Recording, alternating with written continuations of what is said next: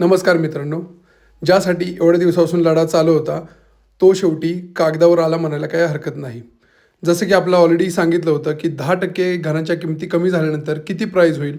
तसंच मी अगोदरही सांगितलं होतं, की ज्या घरांची प्राईज 45 लाखापेक्षा कमी आहे, त्यांना 1% जी-एस-टी लागेल आणि ज्या घरांची प्राईज 45 लाखापेक्षा जास्त आहे, त्यांना 5% जी-एस-टी लागेल. आता जे कॉरिगेंडम आलं आहे, म्हणजे शुद्धीकरण जे पत्र आलं आहे, शुद्धीपत्रक आलं आहे, त्याच्यामध्ये आपण पाहू शकतो, की त्यांनी 45 लाखाची जी खाली घर आहे, त्यांना 1% लावलेलं आहे. 45 लाखाचे जे वर घर आहेत, त्यांना 5% जी-एस-टी लावलेलं आहे. तर आजच्या व्हिडिओमध्ये आपण पाहणार आहोत, की हे जे वाटपपत्राचं जे शुद्धीपत्रक आलेलं आहे, म्हणजे त्याला रिवाइज्ड अलॉटमेंट लेटरसुद्धा म्हणू शकतो आपण. तर ते आपण कसं डाउनलोड करू शकतो किंवा कसं पाहू शकतो याबद्दल आज आपण माहिती घेणार आहोत. जर तुम्ही आमच्या चॅनलवर प्रथमतः आला असाल तर चॅनलला सबस्क्राईब नक्की करा. या चॅनलवर तुम्हाला सिडको रिलेटेड आणि म्हाडाच्या लॉटरी रिलेटेड सर्व महत्त्वाच्या अपडेट्स आणि माहिती दिली जाते. जसं मी प्रत्येक व्हिडिओमध्ये सांगतो, जर तुम्हाला तुमच्या घराची, तुमच्या लोकेशनला प्रत्येक फ्लॅटची किती किंमत आहे, ज्याच्यामध्ये जी-एस-टी असेल, सेल व्हॅल्यू असेल, तसेच ऑदर चार्जेस असतील, इन्सिडेंटल चार्जेस असतील, स्टॅम्प ड्युटी असेल, रजिस्ट्रेशन असेल आणि तुमचं जे सबसिडी मायनस करून तुमच्या घराची प्राईस ॲक्च्युअल तुम्हाला किती भरावी लागणार आहे, तुम्हाला लोनची किती तरतूद करावी लागणार आहे, हे जर तुम्हाला माहिती करायचं असेल तर तुम्ही आपल्या चॅनलवर जाऊन मागील व्हिडिओ पाहू शकता. त्याच्यामध्ये आपण प्रत्येक घराची फायनल प्राईस किती येणार आहे त्याच्याबद्दल आपण एक व्हिडिओ बनवलेला आहे. तर चालू करूया आजचा व्हिडिओ. आजच्या व्हिडिओमध्ये आपण पाहणार आहे की जे वाटपपत्र शुद्धीपत्रक आलेलं आहे, म्हणजेच रिवाइज्ड अलॉटमेंट लेटर आलेलं आहे, ते आपण कसं डाउनलोड करायचं ते आता आजच्या व्हिडिओमध्ये आपण पाहणार आहोत.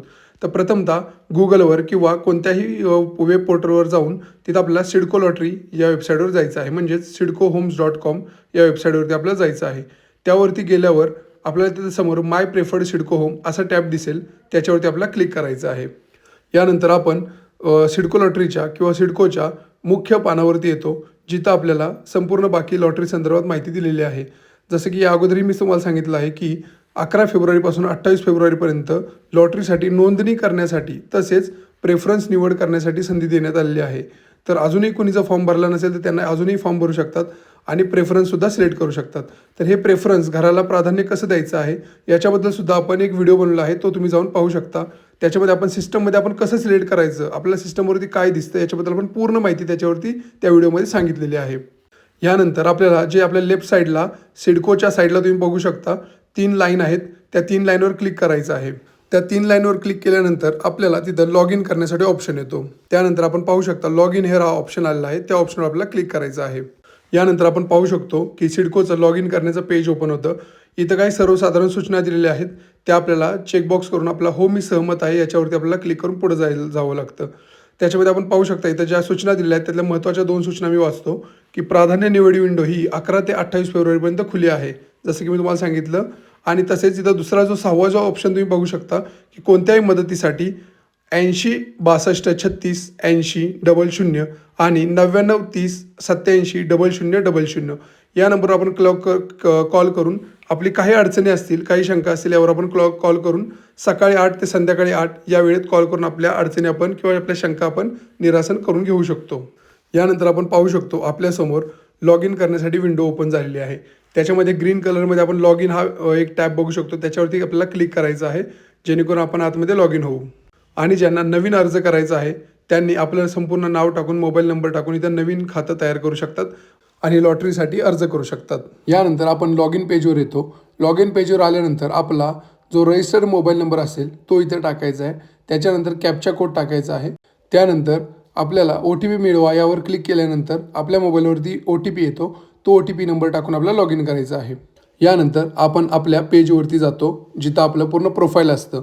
त्याच्यामध्ये आपण पाहू शकता इथे आपल्याला सर्व ऑप्शन्स दिलेले आहेत, जसं की सदनिका निवडा, तसेच पडताळणी आणि वाटपपत्र आणि हप्ते व करार, अशा पूर्ण सर्व डिटेल्स आहेत. म्हणजे लॉटरीच्या स्टार्टिंगपासून ते आत्तापर्यंत आपण जे टप्प्याटप्प्याने जे माहिती भरलेली आहे, तसेच काही अर्ज केलेले आहेत ते सर्व इथं माहिती येते. तर आपल्याला इथं पडताळणी आणि वाटपपत्र याच्यावरती जाऊन पाहायचं आहे. तिथं तुम्ही पाहू शकता पुष्टीकरण पत्र आहे, दस्तऐवज पडताळणी आहे, तसेच वाटपपत्रसुद्धा आहे. तर आपल्याला याच्यामध्ये वाटपपत्र या ऑप्शनवरती आपल्याला क्लिक करायचं आहे. वाटपपत्र या ऑप्शनवर क्लिक केल्यानंतर आपण तिथं पाहू शकता की तिथं आलेलं आहे की your allotment letter is generated. मग त्याच्यामध्ये डाउनलोड अलॉटमेंट लेटर हा जो ब्लू मार्कमध्ये जो त्यांनी ऑप्शन दिलेला आहे त्याच्यावरती आपल्याला क्लिक करायचं आहे. ब्ल्यू मार्कवर क्लिक केल्यानंतर आपल्याला अशी विंडो ओपन होते. त्याच्यामध्ये आपण पाहू शकता पहिला ऑप्शन आहे वाटपपत्र तयार केले गेले आहे आणि डाउनलोडचा ऑप्शन आहे. हा जो ऑप्शन आहे तो आपल्याला जुनं जे अलॉटमेंट लेटर दिलं होतं इनिशियलचं ते आहे, ज्याच्यामध्ये 10% प्राईस कमी केलेल्या नव्हत्या, जे ओरिजिनल प्राईस होती ते अलॉटमेंट लेटर तिथं आहे. आणि जो सेकंड ऑप्शन जो दिलेला आहे, कोरिगंडम टू अलॉटमेंट लेटर जनरेटेड, म्हणजे कोरिगंडम म्हणजेच शुद्धीपत्रक, जे आपल्याला जे अलॉटमेंट लेटर दिलेलं आहे त्याचं जे शुद्धीकरण पत्र आहे, तर तेच आपल्याला इथं आपण डाउनलोड करू शकतो. इथं लिहिलेलं आहे शुद्धीपत्र डाउनलोड करा. तर तिथं आपल्याला शुद्धीपत्र डाउनलोड करा याच्यावरती क्लिक केल्यानंतर आपल्याला जे आता जे रिवाइज्ड अलॉटमेंट लेटर आहे, ज्याच्यामध्ये आपल्याला 10% किमती कमी केलेल्या आहेत, तसंच GST काही ठिकाणी कमी झालेला आहे, तर त्याची आपल्याला इथं PDF मिळणार आहे. तर आपण पाहू शकता की हे अशा प्रकारचं अलॉटमेंट लेटर आपल्याला येणार आहे. आपल्याला मी फक्त हा फ्रंटचाच पेजचा फक्त फोटो दाखवलेला आहे. तर अशा प्रकारचं आपल्याला कोरिगंडम टू अलॉटमेंट लेटर हे आपल्याला जनरेट झालेलं आहे आणि ते तुम्ही तुमच्या पोर्टलवरती जाऊन चेक करू शकता.